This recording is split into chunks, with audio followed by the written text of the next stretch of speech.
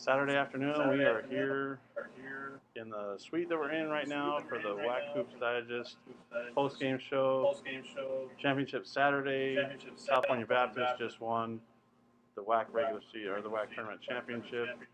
Um, just a huge thing for the Lancers. I mean, guys, what do you think right now about this? I mean, Bill, we'll go to you. Well, from the get-go, Grand Canyon was on their heels. I mean, when you start coming out and just bombing threes and making them, that not only puts you obviously behind on the scoreboard, but also psychologically, it just kind of kicks you right in the gut from the get-go. And I think that once that happened, Grand Canyon could never recover. It was a matter of they tried to play their game. California Baptist took them out of their game. They really had no low post presence in the first half, and not really until the game was well in hand and late in the fourth quarter did they really even start going down low and scoring with Katie Scott. But the only thing I saw that kept Grand Canyon from getting totally blown out was the number of free throws they had. They went to the line 40 times, or excuse me, they went to the line 16 times, made 13 of them, and then the only thing that I saw that Cal Baptist really did not play well on was their turnovers with 18, and Grand Canyon had 20 points off of that. So that's 36 points out of their 60 points that they got either at the free throw line or points off turnovers, and you just can't have that and have a winning combination. Daryl, what were your thoughts? Let's talk about that. We're going to test this out. Just a very impressive win by CBU in their first experience on the WAC tournament state arena. I mean, what more can you say? The WAC tournament record in made threes for a game. I think really the only concerning thing, if I'm Jared Olson, is like Bill alluded to, the turnover number against a GCU team that likes to press. I mean, they didn't get to 20 like they did. Just an overall solid performance, and it's gonna be interesting to look at this, 7 or 8 months down the line, and I mean it's gonna be sorry guys, and it's gonna be a fun thing for the Lancers. I mean they got to grow. It's just. I'm not quite sure what's going on. I mean, sorry guys, the live stream is being a pain in the butt. I'm sorry. Trying a new thing here where I'm showing some clips and stuff. I'm standing up as well. The internet's not good here in the Orleans Arena, so forgive us. I mean, like I'm dead serious when I say this, that it's not good. And we got 3 guys on right now. So Bill McCullough, radio voice, 520. 602. Sports Talk, Scar. And Daryl Trujillo, the Inland Sports senior writer, so forgive me. We're just trying to make this work. But anyway, CBU hit WAC records, 17 three-pointers today to win the game. GCU just couldn't overcome it. I mean, that's just the way that the Lancers have been. We talked about it on the pregame where if they hit double-digit three-pointers, they were going to win the game, and that's exactly what they did. And to cap it off, Senny Palma hits one from Riverside to basically put the cap on the way that the Lancers played today and all season long. So, I mean, how do you overcome that, Bill, if you're GCU? They just couldn't do it. Yeah, there's no way that you can overcome 17 three-pointers. I mean, we talked about in the pregame show, they had to really keep their empty possessions at a minimum, which they did not, but that you have to credit CBU's defense for that. They took them out of their game. But what I noticed too, and I spoke with Daryl about this, is the tired legs. 3 games in 4 days. Obviously, CBU didn't have to play the same number of games as the number 1 seed. But Grand Canyon, to their credit, they left everything out on the floor. CBU was just by far and away the better team today, and Grand Canyon never gave up. Molly Miller Miller has done a fantastic job with her team, especially coming from a Division II, Division I WAC. The sky's the limit, I think, for GCU. I think even in this loss, I think she's going to really use the WAC tournament and how they did this season to her benefit on the recruiting trail, not only next year but in years to come. But like you said, that you can't overcome 17 threes. There's just there's no way.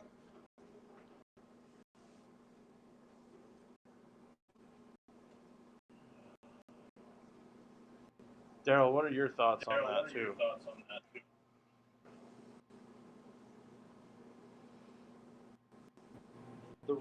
This might not be the end of the road for GCU. There might still be a glimmer of hope that the team from the WAC chosen to the WNIT. That'll be determined Monday night, and even a possibility of the WBI. So this might not be the end of the road for Grand Canyon. If it is, it's just, I don't know what you can say. It's a tough way to go out, giving 17 3-pointers and really not getting into what you want to run offensively and the things you like to do defensively, being able to pressure the opponent full court, but you just can't pressure when you're taking the ball out of the net for 40 minutes. This has been a whale of a first season by Molly Miller. I think she's in the running for the Mackie Dixon Award as the Rookie Coach of the Year nationally. And I agree with my counterpart, Bill. I think the sky's the limit for GCU under her. They're very young, and I'm eager to see what this group does in the next few years. Yeah, I think the same thing. I mean, you think about it. They have 2 graduate students, and the rest are coming back. Plus WAC player, the WAC freshman of the year, newcomer of the year, Katie Scott. Excuse me, guys, so you can see me talking. Very young team. They're going to be very good next year and the years to come. Molly Miller's a winner. I mean, first year at GCU, she takes them to the WAC tournament championship game. Let's get to the dramatics of what happened today, though. With the California Baptist win, this means that Utah Valley will represent the WAC at the women's NCAA tournament. So they wait for selection Monday for that to determine where they are going. I know there's going to be some issues with that. I'll probably get hit up on Twitter by people about it. But, I mean, let's start with you, Daryl, on that with the thoughts. Just, I know Dan Nielsen doesn't want to, back his way into the NCAA tournament. I know he would have rather played in this game. But that's exactly what Utah Valley is going to do. Yeah, it's as simple as that's what the coaches voted on way back, in the spring of 2020 when we were smack dab in the middle of this pandemic and we were trying a plan with how to proceed for 2020 and 21. This is what they voted on. We don't have to like it as members of the media. I'm sure Grand Canyon doesn't like it because of the fact that Utah was able to get those 2 extra games against Tarleton. But by the same token, there were wins on the table that Grand Canyon left in WAC play.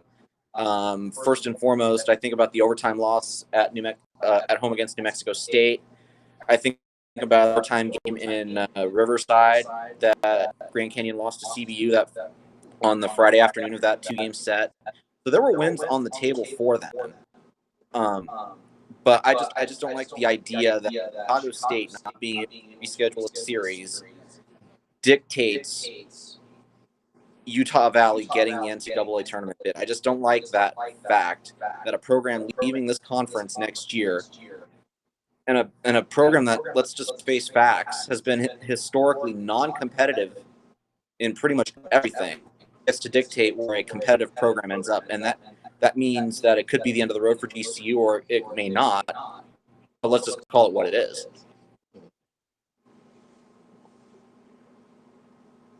Yeah, Bill, what are your thoughts on that? I mean, we've talked about it pregame, and we've talked about it basically all week when we've been up here, the situation. So it's just a sticky situation. But like Daryl said, everybody in the WAC voted on this. Like, this was the scenario. Yeah, exactly. You make your bed and you have to lie in it. When you directly, like it's affecting Molly Miller and the Antelopes, it's a bitter pill to swallow, obviously. But when the vote's taken at the beginning of the year, when everybody's at 0-0 and everybody's waiting to start the season. You can't forecast what's going to happen by the end of the year, or certainly what goes on in the tournament. Like Daryl said, it's a shame that an institution like Chicago State has the ability to dictate the future of Grand Canyon in the special year that they had. But by the same measure, once again, as Daryl said, it's like blaming the ref for a loss. You've got, like you said, you have wins on the table you could have gotten. You control your own destiny. And as hard as it is to take this decision by vote of the conference, you really have to look in the mirror and look at yourself and say, woulda, coulda, shoulda, and what if. Well, I think you have to look at yourself first. Like, once again, it's a bitter pill to swallow, and it's a hard circumstance to deal with if you're Grand Canyon, especially in light of what Daryl said. Chicago State not being competitive in athletics in the Western Athletic Conference, them leaving. There's not much you can say about it except for, we've got to turn around. We've got to learn from this mistake, or learn from this situation, and try to make it better next year, so you're not in the same situation on back-to-back years. Yeah, I agree with that, and I mean it's like you said. Sometimes you got to win extra games, and you got to do what you have to. I know that I've been told that GCU tried to do all they could to get that series with Chicago State played. Even willing to travel all the way up there on a midweek to go play, but it just didn't happen. So either way, credit to the Lopes for the season that they had. CBU, they're undefeated for a reason. And tonight, it was the fact that they hit 17 three-pointers. So, GCU hung around. I mean, the thing is, if you look at it, it's a 78-60 final, and CBU hit 17 three-pointers. It could have been worse, but GCU kept grinding, kept playing, kept doing their thing, trying to force turnovers, and it's just a veteran crew from Riverside that got the job done this weekend. 2 big wins to win the WAC tournament, first time program history. If you have any questions right now as we talk about this game, send them to us. We can see them. They pop up here. Let us know what you'd like to hear us talking about. It's great that we have this live stream. Like I said, Bill McCullough, 520 Sports Talk, owner on air, host. Daryl Trujillo, Inland Sports senior writer. We're just talking post game about CBU women winning the WAC tournament championship, 78-60 over GCU, basically ruining the hope that GCU had of going to the WAC tournament, or not the WAC tournament, excuse me, NCAA tournament. It's been a long weekend, guys, so bear with us. But Caitlin Harper, tournament MVP. One thing I was a little surprised about, and we'll talk about this right now, I'm surprised that Katie Scott wasn't on the all-tournament team. I maybe somebody forgot to vote for her or something, but that was kind of a shock to me.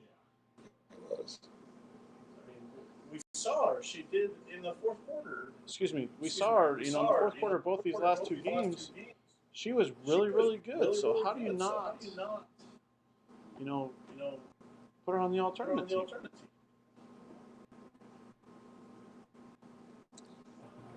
Yeah, for my money, I felt like Katie Scott deserved to be on the all-tournament team.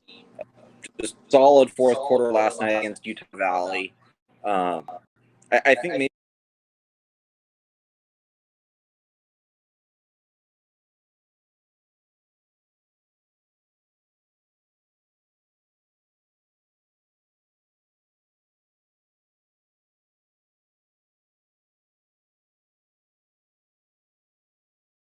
the game was well out of hand by the time we got to the fourth quarter. Yeah, she only played 26 minutes, which she wasn't in foul trouble, so I'm not sure. Now, you got to remember that the other night she did come down awkward on that leg, and it didn't appear that it made a difference in last night's game. But then again, we don't know from what happened 2 nights ago. As we've all been athletes, we've all had injuries, and sometimes you can play through it, and other times it just comes back and kind of smacks you. So unknown why she only played 26 minutes, but she shot almost 50%. I mean, she was, and she had a lot of, she had 21 points on 8 for 17. How do you leave her off the all tournament team? Once again, agree 1,000%, especially with her body of work coming into this. It wasn't like she was a Johnny come lately. She won freshman of the year, newcomer of the year, and she was a first team selection on the all WAC team. So that's probably the biggest mystery that I can see coming out of this game that we just completed is how do you leave somebody like that off? Well, and like we've mentioned, she was dominant in the fourth quarter in both games. Like most of her points came in the fourth quarter. Now, I remember saying to both of you as we were sitting here when she started scoring in the fourth quarter tonight, like, why isn't she doing this the entire game? Because she has that ability. But she's also a freshman. She's going to learn. She's going to, and they're going to get her more involved. But the game flow was probably a little different than what GCU wanted to have happen. So maybe that's why she didn't play as much in the first three quarters. I know last night in the presser after their win over Utah Valley, Katie mentioned that they want to keep her fresh. They want to keep her ready for the fourth quarter to kind of close things down. And unfortunately, like Daryl had mentioned, the game was just out of reach tonight. Also when you're a 5 and you're playing 3 games in 4 nights, I mean, that's got to take a toll on your legs. I know that playing multiple games, even if you're a 1 or a 2, by the time you play that championship game, you're basically running on adrenaline because your body's trying to give an argument with you. And that may have been probably, in my opinion, the case maybe why she didn't play 26 minutes, especially towards the end where she did excel. But you could see that during the middle, the last half of the second quarter into the first half of the third quarter, she was laboring getting up and down the court a little bit. I mean, she's not the fastest 5, but she does a great job. And, for doing what she did her freshman year and garnering all those accolades, she's got nothing to head on. Yeah, absolutely agree. Pat Summitt the late Pat Summitt used to say the best thing about freshmen is that they become sophomores, and I think it fits here. Katie, I'm sure will get to work in the off season with the GCU staff.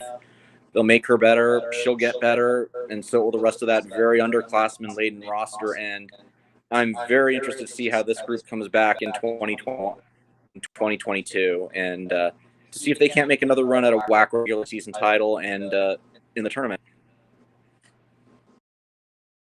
Yeah, it'll be. I mean, they're going to be back. Let's just face it. The Lopes are going to be back. Yeah, the conference gets tougher next year. You got the Stephen F. Austin women that come in, Sam Houston State women that come in, Lamar, Abilene Christian. I mean, it's going to be tougher next year, but the Lopes will be back. Molly Miller knows how to recruit. She's got the resources down there at Grand Canyon. So, the Lopes will be back. Let's go back to California Baptist now. I mean, what is it, 24-0 now? They've undefeated against all their WAC opponents.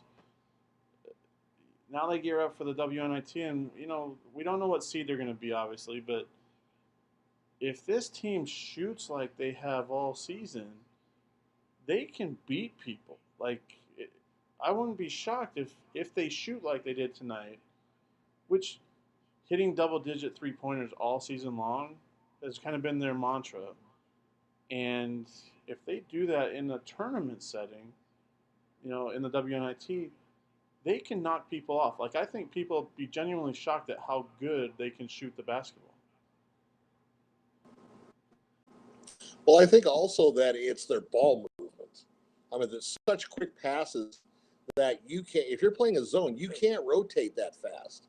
And if you're playing a man-to-man straight up on them, they're going to pick you apart with probably off screens and rolls and everything like that. But the ball movement outside of their phenomenal shooting was what really impressed me tonight. This is the first chance I've had to see Cal Baptist. I know Daryl sees them all the time, but I was just utterly impressed by their shooting, obviously, their ball movement, but also their stamina. Now, granted, they played one less game than GCU, but you could tell they probably could have gone another quarter easily tonight, and everything fell in place for them. I agree with you that I would not be surprised seeing them knock off a Power 5 conference team.